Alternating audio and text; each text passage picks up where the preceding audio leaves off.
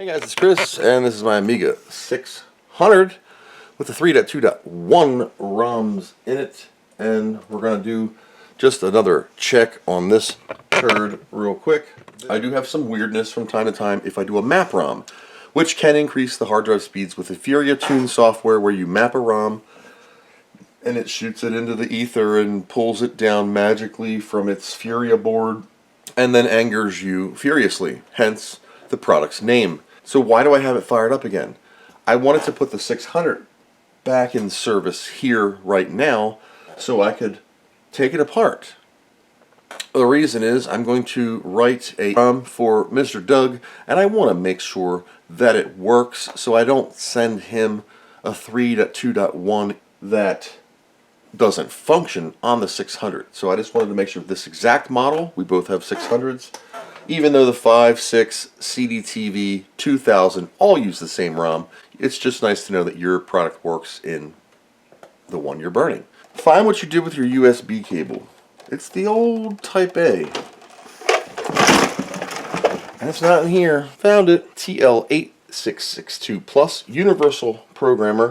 Like I've shown before, it has the 27C 160, 322, 400, 800 adapter. It does some wire crossing science, and magic happens. These are AMD 27C400. On your computer, you have a program called XG Pro. What you do is you insert a Kickstart ROM that is blank, correct pin up, into the writer.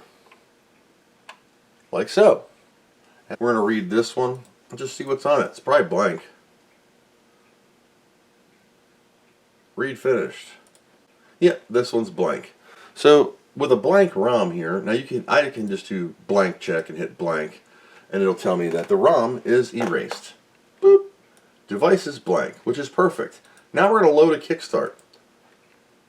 Here's my update 3.2.1. And here's the bin for the CDTV 500, 600, 2000, 47.102. I was saying 107. 102. We open this. Whoops. Oh no, it's loading.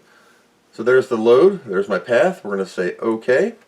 You're going to make sure you have some words, Amiga ROM operating system, Hyperion Entertainment, and then you simply click Prog for program, and you will see, whoops, if I don't knock this cord out, that it is writing fine. You can see it. This really does nothing at the time. It will take approximately 1 minute to flash, at which time I'm going to print a label for it and then remove the ROM from my Amiga, and we will verify that it still functions. We'll go over the Kickstart screens again like I've shown in my previous video, and we'll make sure everything is cool, package this up, and get her in the post. And I'm also going to throw in something a little special. Now, as you know, while this is programming, my Furia has a fan mounted to the pins of the Furia. The idea behind that is it helps keep the Furia cool. Why? Because she can run pretty hot. So I'm going to remove my lid here. Down there. Removing my pins here on the 600. It has a hard drive light pins. And just carefully fold my connector back. Do you see how right here my fan is exposed? Well, I 3D printed, I know it's the Empire, but I 3D printed a snap-on cover in Jessie PLA that simply snaps over top of this and protects this ribbon from getting smacked. So I'm going to throw one of these in there with a fan for Mr. Doug also. You can power this by the pins 1 and 2 off of the Furia itself. They're the GPI header pins, but it runs at 3.3 volts, and it is just perfect enough for the fan to spin and not give you crap. So here we go. We are just shy of program complete. Verifying, and the program succeeded. We're going to read the ROM now.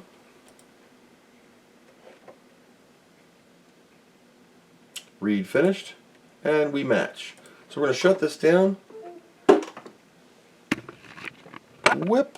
We're going to take my Kickstart ROM here out with the Gennard extractor, Love this tool. We'll stick that right there. We're going to take this ROM, and I need the pin straightener. She's got her legs spread really bad. 1 second, let me get my pin straightener. Okay, left it on the other side. Figured I'd clean up for once. Putting this in here, giving her the old squeeze. Do you like this pin straightener? You can get yours at retrorewind.ca.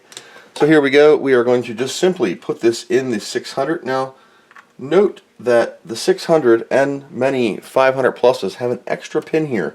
There's an arrow. Make sure you're down south side of that arrow. Now, we're just going to turn it on. Ooh. You know what? It's never going to work because I didn't plug it in. So with the ROM in, I'm going to fold this back over. I'm going to leave my fan cable smashed out on purpose. We're going to hook up the RGB, knock everything else right on the floor. Power. The mouse I dropped.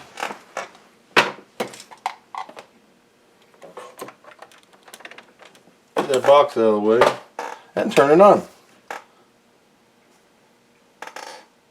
I have a crunchy fan. It's kind of poop. There's my hard drive light, and we are booting. So that's another successful kickstart, right?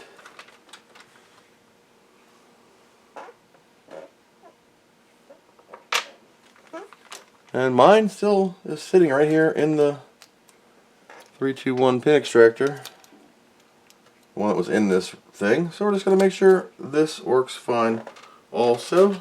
There we go. Totally functional, 3.2.1.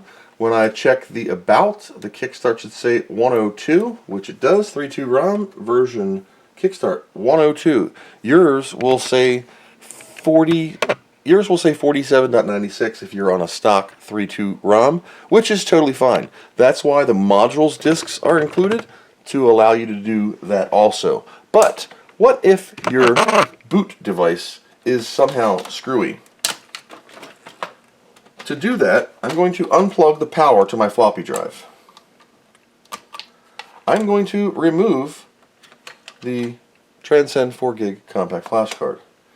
I'm not going to do anything except not even plug up the power. I'm just going to turn this on now and watch what happens. We have no boot device.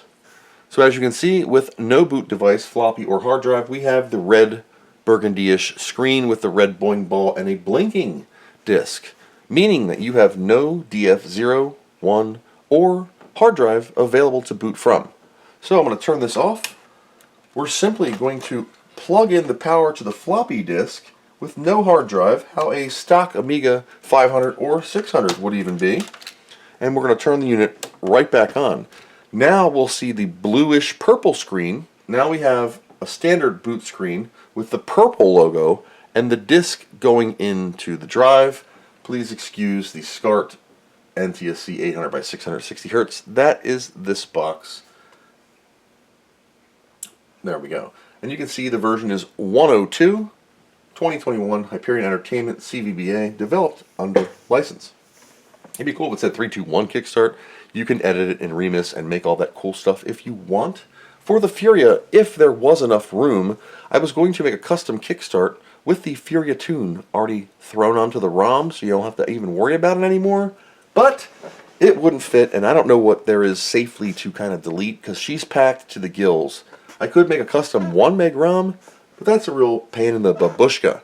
But anyway, we're good to go. I'm going to package this up, label it for Mr. Doug, and ship it off. So that's all I got for this quick update. Thank you for watching, and as always, hope this helps you, and I hope you learned something.